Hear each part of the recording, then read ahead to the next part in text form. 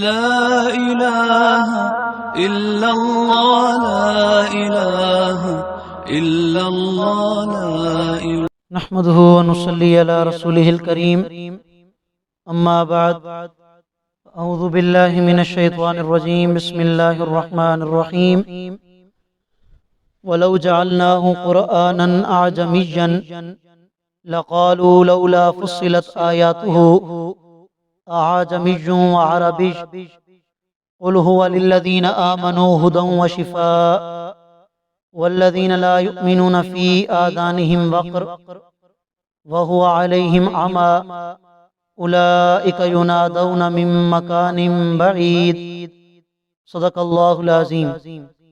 سورۃ حامیم سجدہ کی آیت نمبر 44 آپ حضرات کے سامنے تلاوت کی ہے۔ آیت کریمہ کا ترجمہ یہ ہے، اللہ رب العالمین ارشاد فرما رہے ہیں، میرا پیغمبر اگر ہم اس قرآن کو عجمی زبان کے اندر اتارتے تو یہ کافر لوگ اعتراض کرتے کہ اس کی آیات کو تفصیل کے ساتھ بیان کیوں نہیں کیا گیا۔ اعجمی و عربی، عجیب بات ہے کہ کتاب تو عجمی زبان میں ہے اور پیغمبر عربی زبان بولنے والا ہے۔ میرا پیغمبر آپ کہہ دیجئے کہ یہ قرآن کریم ایمان والوں کے لیے ہدایت کا ذریعہ ہے اور جسمانی اور روحانی بیماریوں کے لیے شفا ہے، اور جو لوگ ایمان نہیں لائے فی آذانہم وقر، ان کے کانوں میں ڈاٹ ہے اور یہ قرآن ان کے لیے اندھا پن ہے۔ یہی وہ لوگ ہیں جنہیں دور دراز جگہ سے پکارا جاتا ہے۔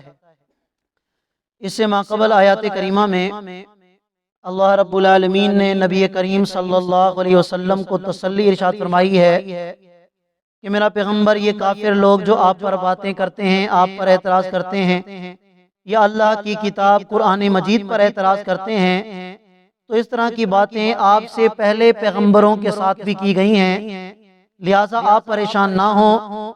آپ کا رب بڑی بخشش والا ہے اور سزا دینے پر بھی قدرت رکھتا ہے۔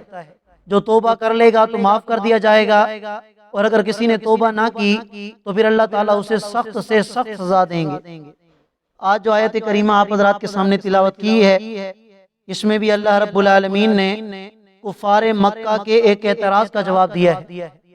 بعض مکہ کے کافر یہ بھی کہا کرتے تھے کہ اگر محمد صلی اللہ علیہ وسلم پر قرآن یا کتاب اللہ کی طرف سے عجمی زبان کے اندر اتاری جاتی تو پھر ہم مانتے کہ یہ واقعی محمد صلی اللہ علیہ وسلم کا معجزہ ہے کہ یہ خود تو عربی بولتے ہیں لیکن ان پر جو کتاب اتاری گئی وہ عجمی زبان میں ہے، حالانکہ یہ عجمی زبان کو جانتے نہیں لیکن پھر بھی اس کو پڑھ کے سناتے ہیں، تو یہ ان کا معجزہ ہوتا۔ اللہ تعالیٰ جواباً ارشاد فرماتے ہیں کہ میرا پیغمبر یہ فضول قسم کی باتیں ہیں، اگر انہوں نے ایمان لانا ہوتا تو یہ ایمان لے آتے۔ اگر اسی قرآن کو عجمی زبان کے اندر نازل کیا جاتا تو پھر ان کا اعتراض یہ ہوتا کہ ہم عربی زبان بولنے والے ہیں، یہ پیغمبر بھی عربی زبان بولنے والا ہے، اگر یہ کتاب اللہ کی طرف سے ہوتی تو پھر عجمی زبان میں کیوں آئی ہے؟ ہمیں تو اس کی آیتیں سمجھ نہیں آتی، عربی زبان میں نازل ہونی چاہیے۔ میرا پیغمبر آپ ان کے اعتراضات سے پریشان نہ ہوں، بلکہ آپ انہیں کہہ دیجئے کہ جو اس قرآن پر ایمان لائے گا یہ قرآن اس کے لیے ہدایت کا ذریعہ ہے، روحانی اور جسمانی دونوں قسم کی بیماریوں کے لیے شفا ہے، اور جو ایمان نہیں لائے گا اس کے کان میں گویا ڈاٹ ہے اور یہی قرآن اس کے لیے اندھا پن ہے۔